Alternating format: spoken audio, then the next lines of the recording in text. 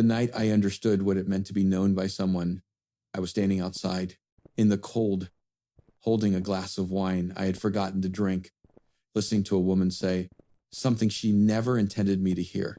She was talking to her friend near the side exit of the Callaway Arts Center. Her voice was low and careful, the voice people use when they are trying to be honest without quite committing to it. I was 8 feet away. The door behind me had been propped open with a brick. I should have gone back inside. I know that. Instead, I stood on that stone terrace, in my suit, in the rain that had started an hour ago without asking anyone's permission, and I listened to the rest of what she said. I'm going to tell you what she said. But you need to understand who she was to me before that, and how I ended up at an arts gala, standing in the dark outside a door that should have been closed, because I spent most of my professional life learning that you can't understand where. Something burned by starting from the ash. You have to go back to where it actually started. My name is Marcus Cole. I am 32 years old, and my job is to walk into places that have already been ruined and find the exact moment where everything went wrong. Fire investigation. Not the dramatic kind you see on television, the methodical kind. There is a point of origin in every fire, a specific location, sometimes no larger than a square foot, where the thing that destroyed also began. Finding it tells you everything, what happened versus what looks like it happened, who is responsible, how to prevent the next one. I'm good at it. I became better at it the year my marriage ended. I have noticed that correlation without knowing entirely what to do with it. Her name was Clara. We were together for 5 years. She left the fall after my worst case, 3 casualties in a residential fire that I had attributed to the wrong cause, which meant the family was held liable for something that wasn't their fault for 4 months before I corrected the report. 4 months. I rebuilt my methodology after that. I added review layers, wrote longer documentation, stopped trusting pattern, recognition before evidence confirmed it. What I didn't rebuild was the part of me that knew how to be certain about a person. Clara said at the end, "You are very good at finding where things break. You're less good at deciding whether to stay near them anyway." She wasn't wrong. I had been alone for 2 years by the time I met Marin. Not unhappily. Alone, just precisely alone. My apartment in Hartwell was clean and calibrated. I had a dog named Soot who destroyed exactly 1 throw pillow per month with the mechanical consistency of a direct debit. I had a Thai restaurant on Alcott Street where the owner knew my order and had stopped asking if I wanted company while I ate, which I appreciated more than I would have admitted. I was not recovering from anything. I was living at a measured distance from everything that could tilt. I had convinced myself this was the same as being fine. That is where I was the October morning I drove to a ceramic studio on Meridian Street and found Marin Holloway sitting on the front curb in work clothes, watching smoke clear from her building, holding a gas station coffee like it was the last warm thing in the world. The call was routine. Small electrical fire, back storage room, triggered sprinklers, contained before the trucks arrived. No casualties, minimal structural damage. My job was to confirm the origin point, document it, and sign off.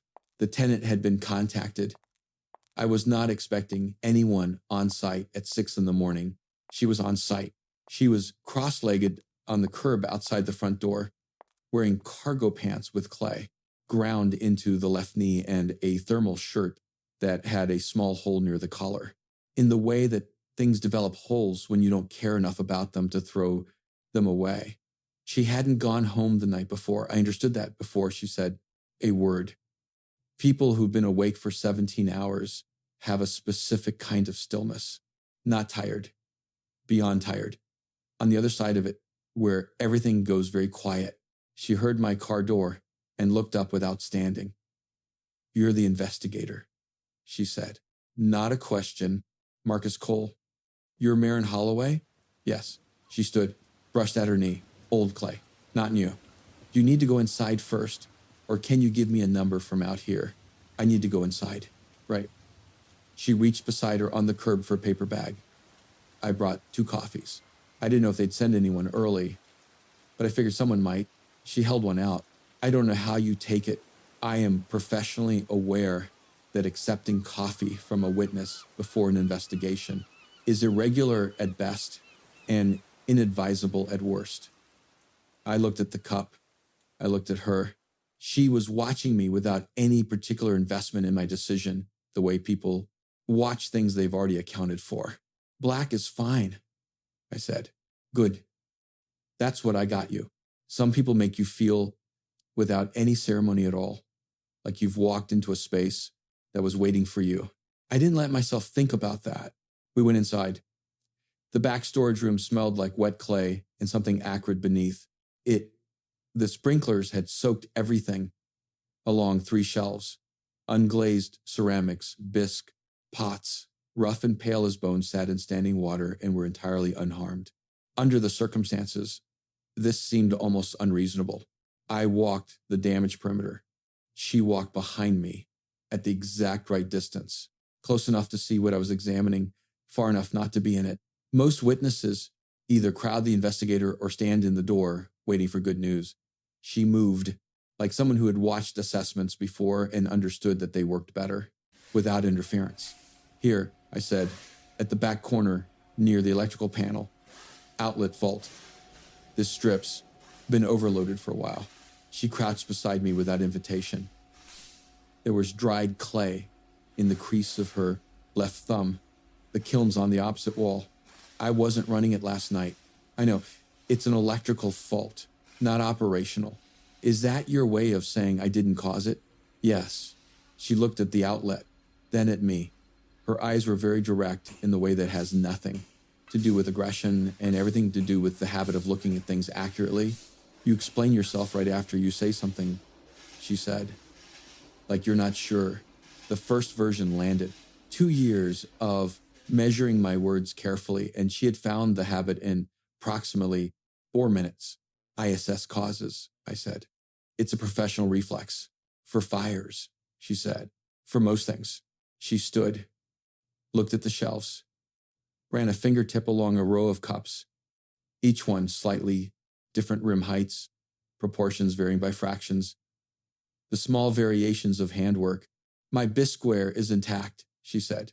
I was worried about the bisqueware. The shelves held? They're good shelves. You'll make your deadline, I said. I don't know why I said that. She hadn't asked. I had no information about what her deadline was. She looked at me with the brief, assessing look of someone deciding whether that was genuine or performance. You sound certain, she said. For someone who just met my kiln, I should have said something measured. Instead, I assess structural integrity. The shelves are sound. The product is intact. However many weeks you need, you have the foundation for it. She was quiet for a moment. Then 3 weeks for the Callaway Collective's fall show. Then she said, you're very matter of fact. It's the job. Is it the job? She said. Or is it just you? I had no answer for that. She didn't seem to need one. She moved back to her wheel. And I finished my documentation. And when I left 40 minutes later, she was already working one earphone in clay spinning the morning fire, already reclassified as something that had happened and been handled. I left with her coffee cup in my hand. I should have left it at the site. It was technically a material item from an active investigation. It was also empty, and the investigation was an outlet fault. And I drove 3 blocks before I put it in. The cup holder instead of the trash, and told myself neither of those facts was interesting. There were 3 more site visits for the investigation. Then the file was closed. I had 6 more reasons to be on Meridian Street after that. Not because the case required them. Not because I had professional obligation. Because Maren Holloway made coffee the way I took it, without asking. And she showed me things about her work with the directness of a person who had decided you were worth showing. And she said true things inside sentences about other things if you were paying attention. I was paying attention.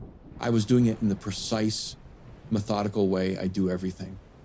Which is to say, I was cataloging the details without deciding what they added up to, the way an investigator walks a scene without naming the cause before the evidence is complete. Here is a partial inventory of what I had cataloged by the 3rd week of November. She had 3 playlists for 3 states of work: throwing, glazing, and when a piece wasn't cooperating, which she called the argument playlist, and which turned out to be exclusively 1970s country music, she talked to her pieces while she worked, not out loud, but in the movements of her hands, small adjustments and private negotiations with the clay.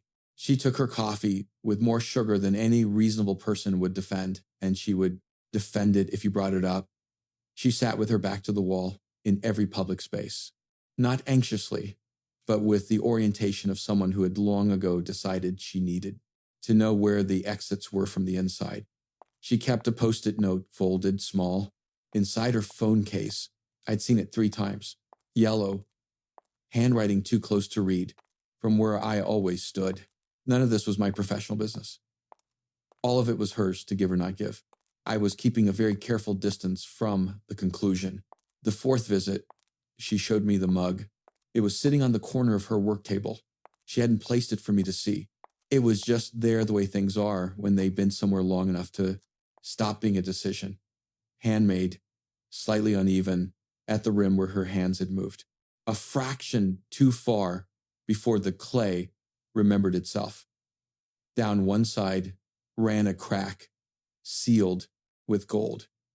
Kintsugi, the Japanese practice of repairing broken ceramics with gold lacquer, making the break part of the object's history rather than its damage. I'd read about it. What I hadn't read about was imperfect kintsugi. The gold repair on this mug was slightly uneven. In one place, it widened to a small pool. In another, it thinned to nearly nothing. It had been done by someone who had learned the technique while doing it, alone at some point after the break. "Are you going to put that in the show?" I asked. She looked at it. Not at me. "No, why not?" Her thumb moved against the side of the mug without her seeming to notice. "Because some things aren't for other people." I thought about that for 3 days. I thought about it the way I think about points of origin, rotating it, approaching from different angles, testing what it was really about. I didn't ask, but I started to understand that Marin had a way of putting the truth inside a sentence about something else, and that you had to already be paying attention to catch it. I was already paying attention. By December, the investigation had been formally closed for 6 weeks. I was still finding reasons to park on Meridian Street. Neither of us mentioned this. She asked me to the gala on a Thursday in early December. I was at the studio, not for work, not for anything with a name I could defend. And she was packing finished pieces and tissue paper and telling about the Callaway Arts Collective, the way people tell you things they've already decided you deserve to know. The collective was Hartwell's most visible cultural organization. The annual gala was their fundraiser, their main showcase, the room where the city's art scene verified its own importance. Marin had her largest exhibition in 3 years in this show. 6 pieces, her best work to date, placed prominently in the main hall. It was also, she said, the event where Garrett Finch would be presenting the keynote. She said his name the way people say the name of a recurring headache they've learned, to manage without making it disappear. He runs the Finch Gallery downtown, she said, not stopping her packing. He was the first curator to show my work 8 years ago. He had a lot to do with my early career getting off the ground. A small pause. He's going to give a speech about the artists in the show, and part of it will be about my work. And he's going to tell a version of my origin story that I stopped recognizing about 3 years into knowing him. "What does that mean?" I said. She wrapped a cup with practice deficiency. Not because she was avoiding the question, because she was deciding how precise to be. I had come to understand the difference. "Garrett has gravity," she said. "The professional kind. Curators like him shape the story of an artist's career, which is sometimes necessary and sometimes." She set the cup in the box. He helped me genuinely. He showed my work to people who mattered. He opened doors. And then gradually, the story of my work became a chapter in his story rather than mine. He's very good at making that sound like help. I didn't fill the silence. She appreciated that. Not because silence was comfortable between us. It wasn't, it was the loaded kind, the kind that had weight, but because she'd learned that I didn't solve things on her behalf before she finished explaining them. My mother is flying in from Tucson to see the show, she said. It's the biggest thing I've done in 3 years. My work is the best I've ever made. I know that. And I also know that Garrett is going to stand at that podium and explain what it means. And the room is going to take his word for it. And I'm going to spend the night smiling and feeling like I'm receiving an award for something that was taken from me and given back with his name on it. I set down the packing tape. Is that what happened last year? And the year before, she taped the box closed. I know it's a small thing. It doesn't sound small. She looked at me. Something registered behind her eyes, not gratitude, but she wore lightly when she felt it and set down the moment she could. Something less managed than that? Will you come, she said, to the gala with me? I could have asked what she meant by that.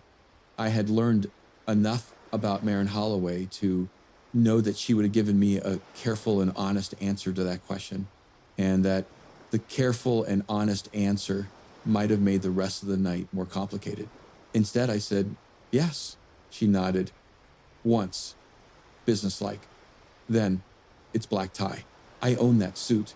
You seem like someone who bought that suit planning for an occasion that stopped arriving, she said, and then made peace with it.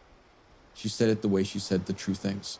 Matter-of-factly, not unkindly, looking at me with those direct dark eyes. You're getting better at that. And I said, at what? Saying the exact thing.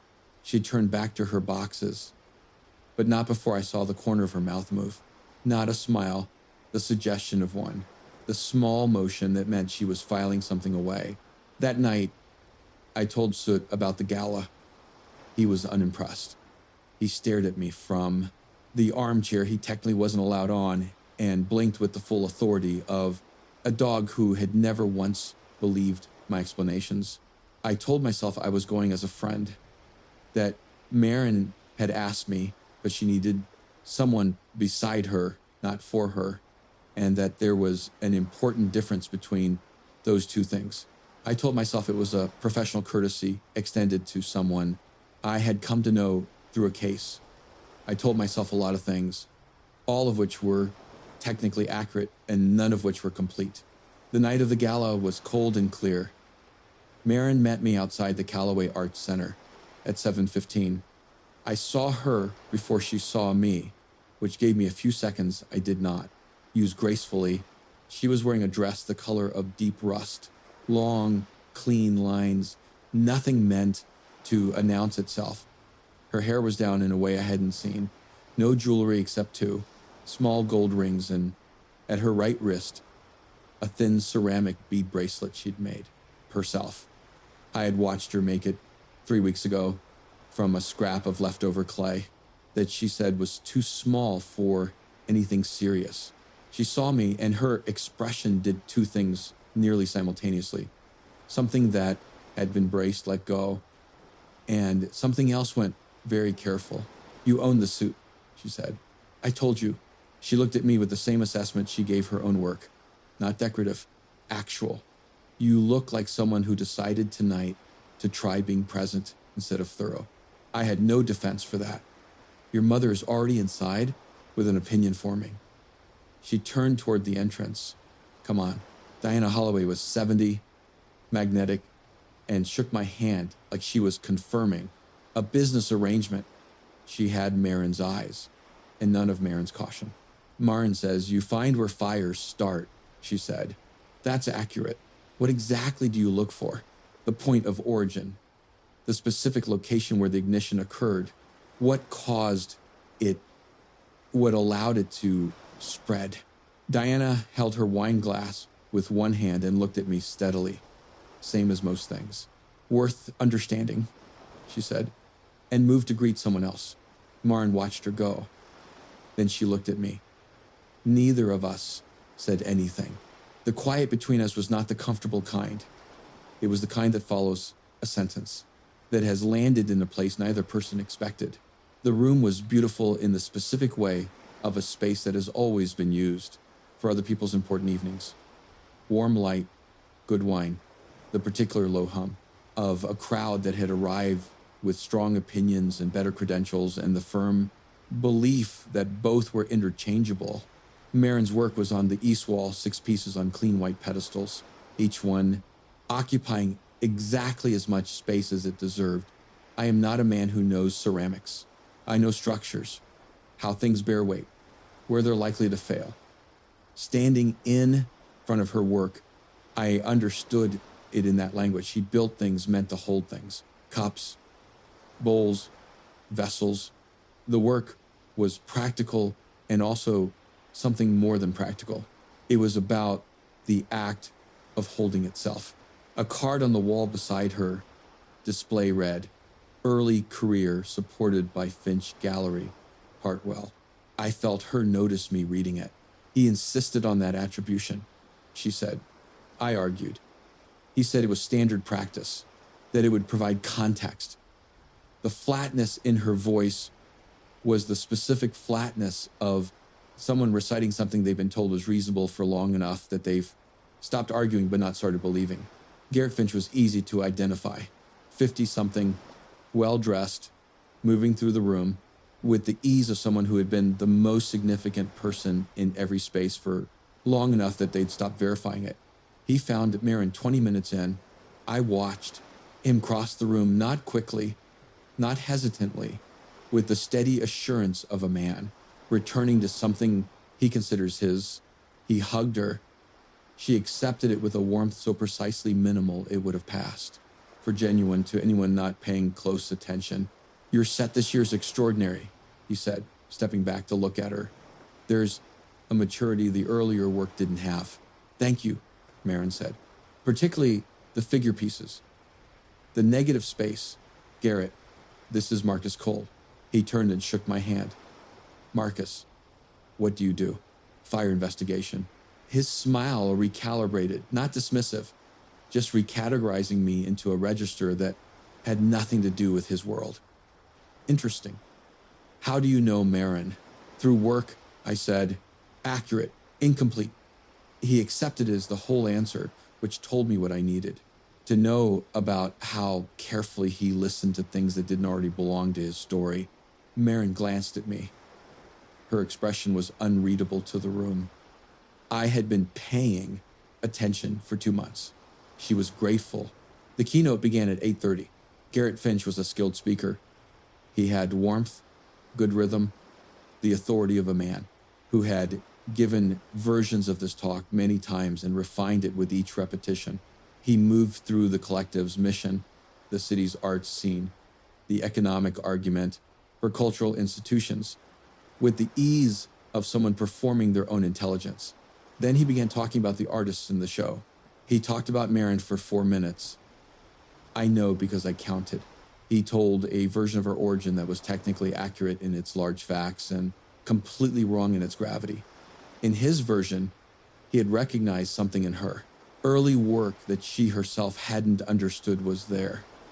He had shaped the direction of her development, encouraged certain decisions, discouraged others.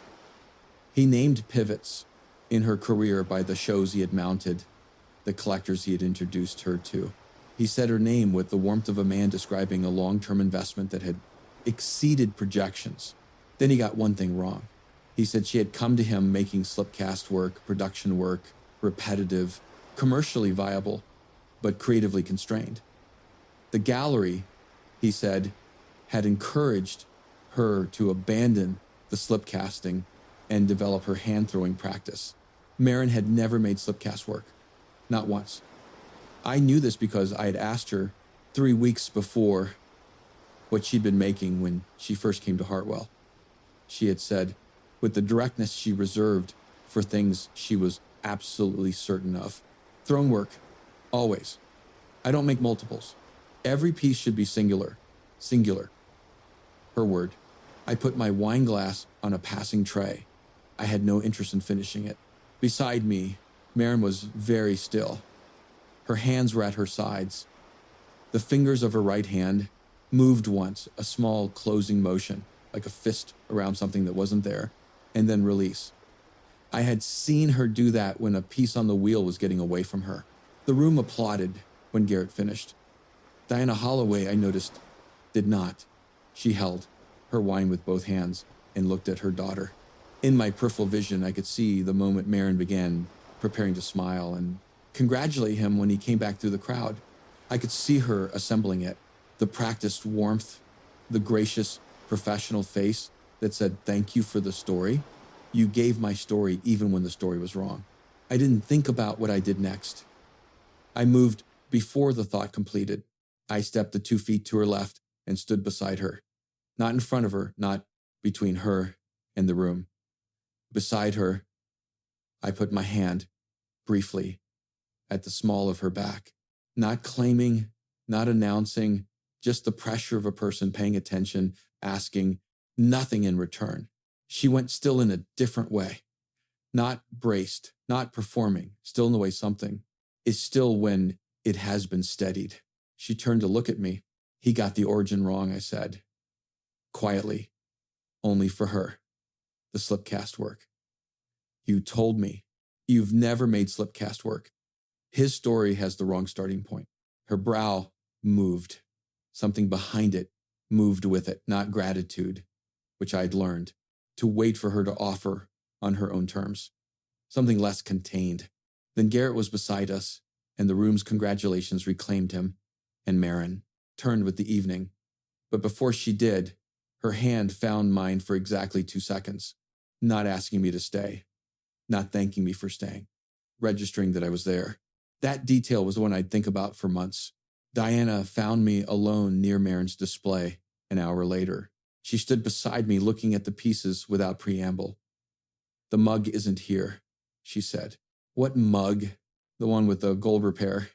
She's had it on her work table for years. Wherever she's in production, that mug is there." She tilted her glass. She made it the winter after Garrett's first show of her work. The opening was a success. He had somewhere more important to be that evening, so she went back to her studio alone and celebrated with a bottle of wine. A pause. Around midnight, she threw the mug across the room. Then she spent a month repairing it herself. First and only time she's tried kintsugi. She learned by doing it, so the repair isn't perfect. "She told you all of that?" "No. She told me she was going to fix a broken mug. I filled in the rest over the following year." Diana looked at me directly. "She doesn't explain the things that matter. You have to ask." I looked at Marin's work.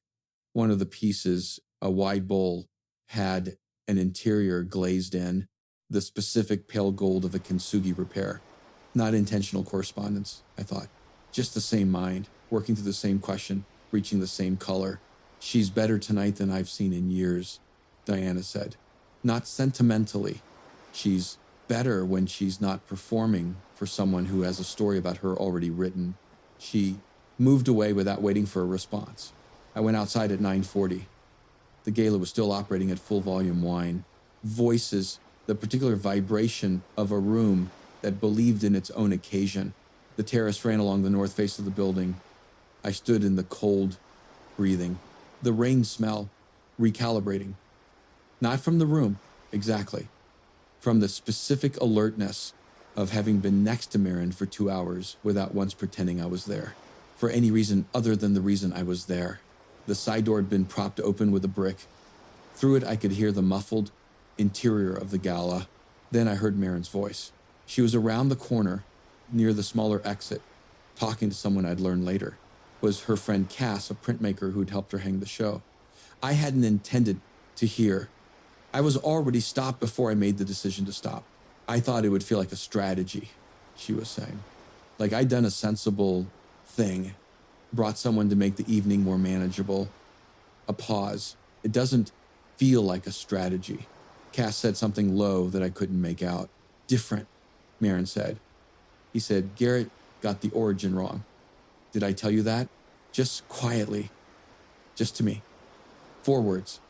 And the thing is, he only knew it was wrong because he'd been listening for 2 months, actually listening. And I kept telling myself that was just how he is, that he's careful about everything, that it doesn't mean anything about me specifically, but from Cass. But I stopped pretending somewhere around the third week. Her voice was steadier now, the kind of steady that takes effort. I don't know how to go back from that. He keeps noticing things about me that I forgot were true. I don't know how to make that ordinary. Silence on the terrace. The actual kind, not the loaded kind. The kind where a person is realizing something. What do you want? Cass asked. Marin was quiet long enough that I counted the seconds. 4. I want him to stop driving past the studio, she said, and start parking there. I stood in the rain in my suit with an empty wine glass. At the exact point of origin, I had been walking backward toward for 2 months. I am trained to recognize an origin when I find one. I stood there for another 10 seconds, long enough to be sure of what I'd heard and what it meant. And then I went inside and got 2 glasses of sparkling water from the bar and found the quiet alcove near the coat check. And I waited. She came back in 3 minutes later. She saw me standing there and stopped. The terrace door was open, I said. Her face changed. Not closed, the opposite of closed, like something she'd been holding. At a specific, careful angle, finally shifted. How much? She said. Enough. She put one hand against the wall beside her, not leaning on it, not for support, anchoring. The motion she made at the wheel when a piece was getting away from her. Say the specific thing, she said. I don't want an implication. Marin had that in her, too, the refusal to accept the approximate when the precise was available. I had been carrying the precise thing for months. I've been calling it caution. I drive past Meridian Street when I have no reason to be there, I said. I know. The argument playlist is 1970s country. I know you take your coffee with too much sugar, and you'll debate anyone who brings it up. I know about the mug. I looked at her steadily. The investigation closed 7 weeks ago. I have still been there 11 times. She didn't answer. Her thumb found the ceramic bead on her bracelet. I was not there for the investigation, I said. Not for 6 of those visits. The coat alcove was very quiet. Behind us, the gala moved, warm and loud. I know that, she said. I know you know. I was waiting, she said, for you to say something. I was waiting, I said, for evidence that I wasn't reading the situation wrong. Something shifted across her face, not amusement, but adjacent to it. I made you coffee, she said. Exactly how you take it. Every time. I make coffee for people. Professionally. You don't make it for them without being asked. She said it without heat, as a fact. You made it the way I take mine before you'd ever see me make it. That was the second visit. I noticed I had no good answer for that. Not because she was wrong, because she was right. And I had been telling myself it was a coincidence. Your mother told me about the mug, I said, that you made it after Garrett's first show, that you repaired it yourself. Her expression changed. She told you that. She said you don't explain the things that matter, that you have to ask. Marin looked at me for a long moment. The gala noise pressed at the walls. I threw it, she said. I was celebrating alone in my studio because he had somewhere more important to be. And I got angry at the mug because it was the thing closest to my hand. Her voice was even. She had given herself time to be even about this. I repaired it because throwing it away felt like deciding the break was the whole story. I thought about the mug on the corner of her work table. Some things aren't for other people. You've been looking at it for 2 months, she said. Yes, I said. I have. The distance between us was small. In fire investigation, small distances matter. They're the difference between contained and spread. I was very aware of the distance. Marin, I started, don't explain it, she said. She stopped. Ask me something instead. You're better at that than explaining. I thought about what I actually wanted to know. The question I'd been circling for weeks. The post-it note, I said. In your phone case. I've seen it 3 times and I've never asked. She looked at me for a moment. Then she took out her phone, removed the case, and unfolded the small yellow square. She held it out. The handwriting was small, slanted, unfamiliar. You already know the way. Grandma Ruth. She wrote it the week I moved to Hartwell, Marin said. I was 23. I was scared. I had a car full of equipment and $3,000 and no gallery. She died. 4 months later, she refolded it. I keep it because there are days when I stop trusting that I know what I know. There have been more of those days since Garrett. Not because Garrett was malicious, not because the damage was dramatic, because confidence has a specific vulnerability and certain people not knowing or knowing exactly find it. You know what? I said. She looked up. You told me which cup belonged before I said a word. You knew the outlet was a fault before I confirmed it. You knew your work was the best you'd made before anyone told you. I kept my voice level. You know what you know, Marin. You've always known it. He didn't give you that, and he can't take it. She was quiet. Her thumb was moving against the bracelet bead. Then she folded the Post-it note back inside her phone case, and she looked at me with the look she gave her work when it was done, not finished, but true. Stay close, she said, for the rest of tonight. Yes, I said. Obviously. Garrett said goodbye near the end of the evening. He was gracious and warm, and he said, your career has been a real pleasure to watch, in a way that made it sound like her career had happened to him, like something entertaining he'd observed from a good seat. Marin thanked him. Her voice was even. Her hand, which had found mine at some point in the previous 90 minutes, held on. His eyes dropped to our joined hands. Something recalibrated. Well, he said, good night. After he turned away, Marin let out a slow, quiet breath. Are you okay? I asked. Better than I expected to be. She looked at her hands, then at me. You can let go. I don't want to. She searched my face not for what she wanted to find, but for what was actually there. The difference mattered to her. It's one of the many things about her that had turned out to matter to me. I want to say something, she said. Not here. The drive to her studio took 11 minutes. We didn't talk in the car, not because the silence was dead. It was the kind of quiet that has weight and texture and something patient in it, the kind that means there's more coming and both people know it. The studio at midnight smelled the way it always did. Clay, the mineral note of glazed materials, and beneath it the faint residue of the kiln's heat even hours after it had been shut down. She turned on the work lights, which were bright and even. Not the amber of the gala, different, closer to what she actually was. She made coffee. Too much sugar in hers, black in mine, without asking. She set both cups on the work table and sat on one stool, and I took the other, and the mug was between us.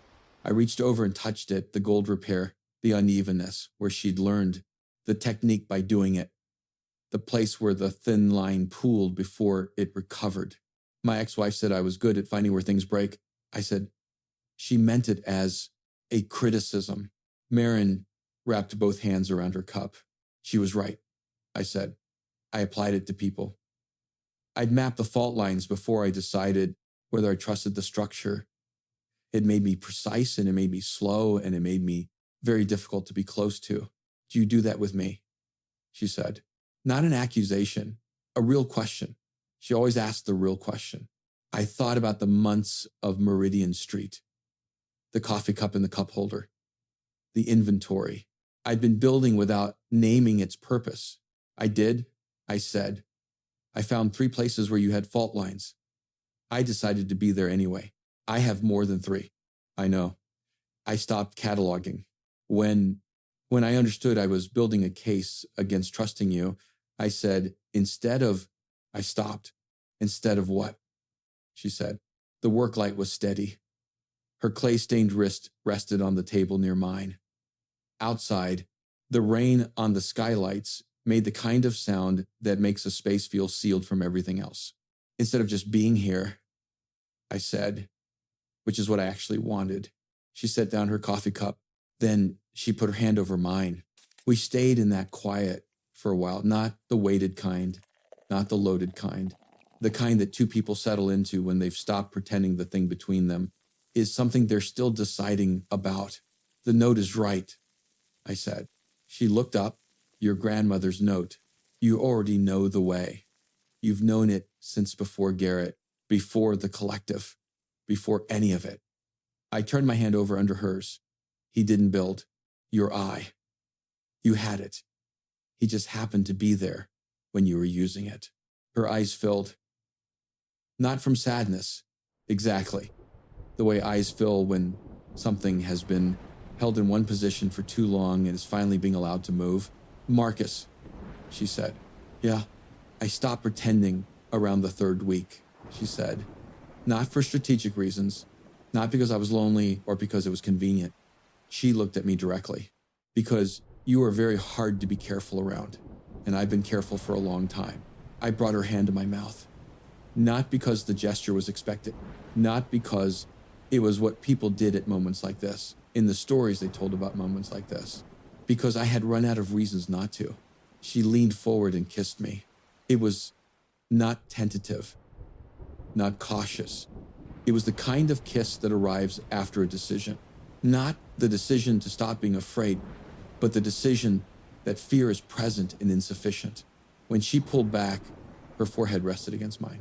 I've been wanting to do that, she said, since the second visit.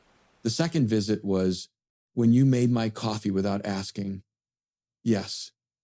She pulled back enough to see my face. Don't be too pleased with yourself. I'm being architecturally restrained about it. That's not your profession. I've been expanding my practice. She laughed the real kind, the one that started somewhere in her chest and arrived, a half second late to her face, the one she gave to things she trusted. It loosened. Something in me that I hadn't known was still held. We talked until almost 3. Not about the gala, not about Garrett, not about ex-spouses or origin stories or anything that deserved to be given that much of the first real night. We talked about the argument playlist. She played me 3 songs, defending each one, with the seriousness of a person arguing a legal case. We talked about Soot's relationship with the throw pillows, about a fire I'd investigated in February where the building had failed at the exact joint the inspection had certified as structurally sound, and how I'd stood there in the rubble thinking, I should have looked past the certification. That's not your fault, she said. No, but it's my lesson. She looked at me. What's the lesson? That the thing that has been declared safe isn't the same as the thing that is safe. She was quiet. That applies to people too. Yes, I said. I know. At the door, she folded her arms against the cold and looked at me. Come back tomorrow, she said. What time? Early. I'll be at the wheel by 7. Not because she needed help, not because there was anything I could professionally contribute to a morning in her studio, because she wanted me there. I put my hand at the side of her face, not claiming, not deciding anything for her. Just present. She leaned into it for exactly 1 second. Then she straightened. Early, she said. Soot can come. He'll knock something over. Let him. He's earned an opinion. I drove home in the rain at 3 a.m. with the specific, cautious happiness of a man who has stopped cataloging fault lines and started paying attention to what's still standing. 3 months later, I stopped driving past Meridian Street. I started parking there. This sounds like a minor update. It was a structural one. Soot developed a considered opinion about the studio. His opinion was favorable, primarily, because Marin kept a small bag of treats in the bottom drawer of her work table and had given him the formal title of 4th critic, which he accepted by sniffing each finished piece with the dignified thoroughness of a man at a tasting menu.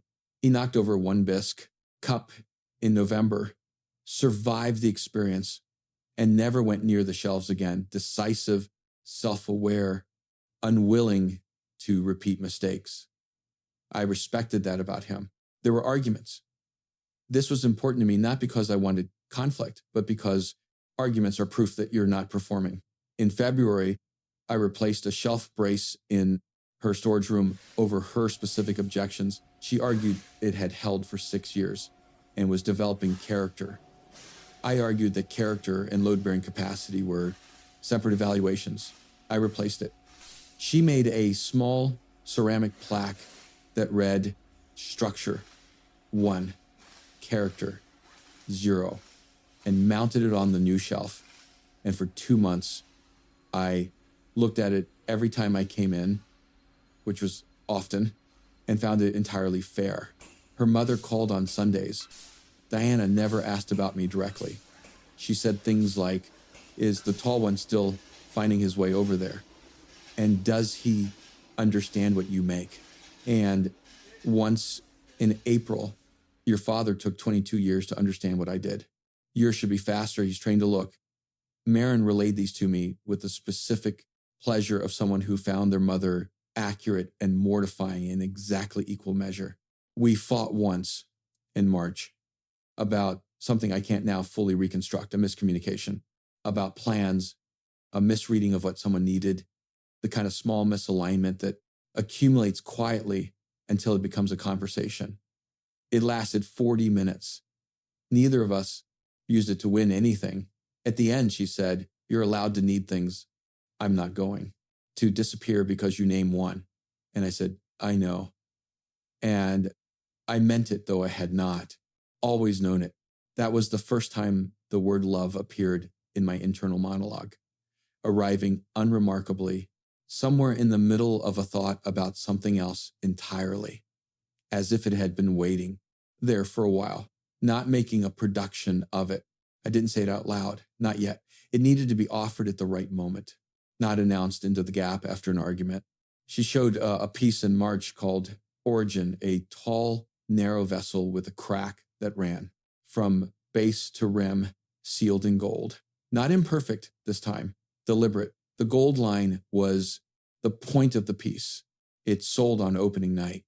Afterward, we sat on the concrete floor of the studio, backs against the wall beneath, her work table, Marin's shoulder against my arm, the mug above us on the table's edge. I looked up at it. "You named it for something." I kept saying, I said. "You said Origin approximately 40 times over 2 months. I could not. How does it feel?" That it's sold. She thought about this with the honesty she gave everything. Strange good. Like I made something true and let it go, and it's still true somewhere else now. She turned the coffee cup in her hands. I was afraid it would feel like losing something. Does it? No. It feels like, she paused, like I made something that was mine and it went out and kept being true somewhere else. That's not loss. That's what making things is for. I thought about cases I'd closed well, the ones where the origin had been correctly found, the report documented, the family protected, the specific feeling of a file that was finished rather than abandoned. Some things get truer when you give them away, I said. She leaned her head against my shoulder. The silence between us was the comfortable kind we were good at, not empty, not loaded. The kind that means two people have stopped needing to fill it. In May, I found a Post-it note on my side of the work table, not the one from her grandmother, a new one. Same yellow. Her handwriting. You already know the way too. M. I folded it and put it in my jacket pocket. I carried it for a week before I put it in my phone case, where it is now, as I'm telling you this. In June, almost exactly a year after I drove to Meridian Street at 6 a.m. and found a woman watching smoke clear from her life's work, I came to the studio. One evening and found Marin on the small balcony above the back room. She was sitting beside something new. A low wooden bench, fresh built, exactly the right size for the space. Handmade. 2 glasses of wine on the floor beside it. Did you build that? I said, with help from 3 tutorials narrated by men who are afraid of their feelings. Yes. She moved over on the bench to make room. Sit down. I ran my hand along the wood. Clean joinery. She'd learned it the same way she'd learned kintsugi, by doing it once, carefully, for a specific reason. Why a bench? I said. She looked at me with the directness that had never once let me off the hook. Not because it was a hard look, but because it was an honest one. Because I wanted us to have somewhere to sit together outside that wasn't the step. Because I wanted to build something for 2 people on purpose. She paused. because I wanted to make something that was only for this. I sat beside her. The evening was warm.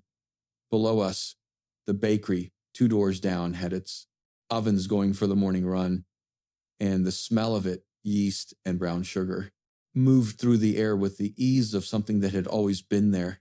Marin, I said. She looked at me. I drove past your studio 47 times between October and December, I said. I counted.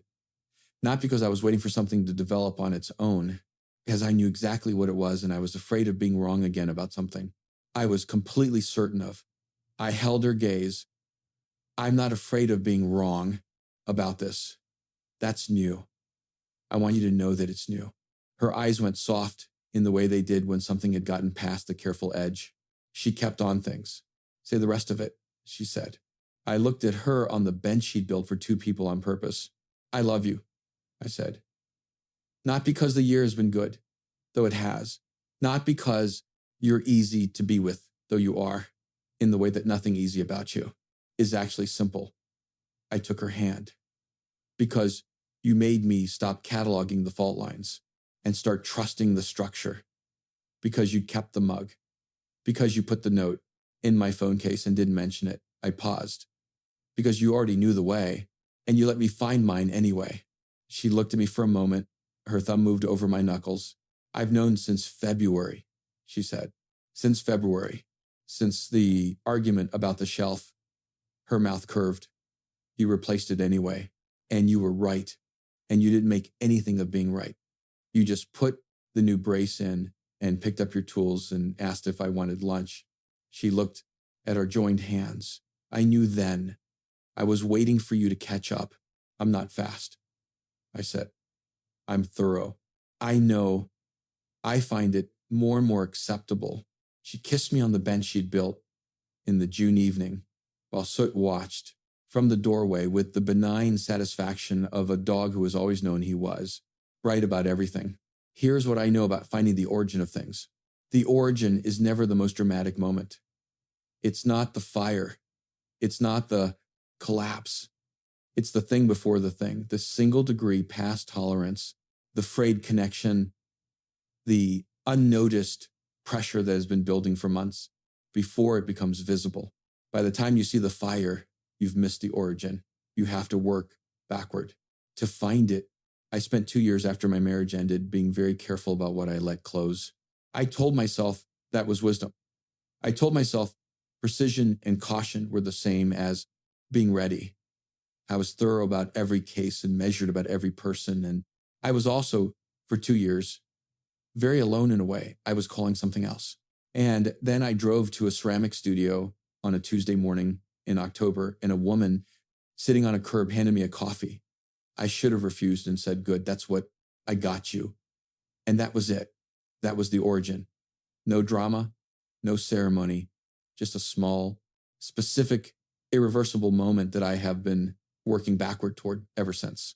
Marin did not fix what was broken in me. I want to be precise about that. She would want me to be precise about that. She didn't repair me the way the gold repairs the mug.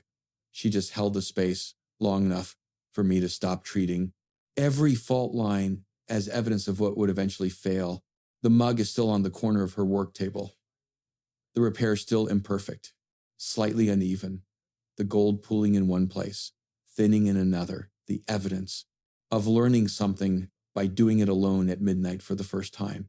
It is, depending on how you look at it, either the most damaged thing in the studio or the most honest one. I no longer think those are different things.